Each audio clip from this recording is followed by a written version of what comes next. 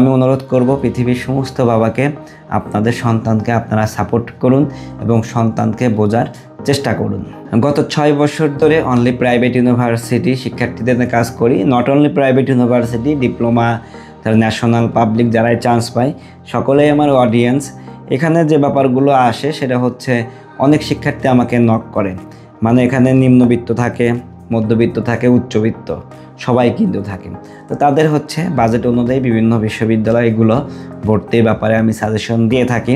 তো যে ব্যাপারটা বেশি আমার কাছে কষ্ট, কিছু উচ্চবিত্ত পরিবার থেকে যারা হচ্ছে আসলেই ছেলে মেয়েকে মানুষ করতে পারবে, তাদের ক্যাপাবল আছে, সেসব পরিবারও কিন্তু সন্তানের জন্য ইনভেস্ট করে না। তো এরকম অনেক শিক্ষার্থী আমার দিকে হচ্ছে বলে, ভাইয়া আমার ফ্যামিলি টাকা আছে বাট আমার প্রতি ইনভেস্ট করতে চায় না, আমি পড়াশোনা করতে চাই, আমার ফ্যামিলিকে বোঝাতে পারছি না। তো এটা কিন্তু খুবই একটা খারাপ জিনিস, কারণ আপনার সম্পদ, আপনার টাকা পয়সা, আপনি নিজের সন্তানকে আপনি ইনভেস্ট না করেন, আমি যে কোনো দিন মারা যেতে পারি। এটা কিন্তু যে কোনো সময় হতে পারে, আপনার ক্ষেত্রে হতে পারে, আমার ক্ষেত্রে হতে পারে।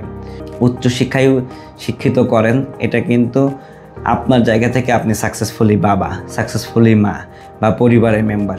তা আপনার সামর্থ্য আছে, আপনি সন্তানকে দেন না, তাহলে কিন্তু আপনার শুধু নামে বাবা, এই বাবার কিন্তু কোনো ভ্যালু থাকলো না।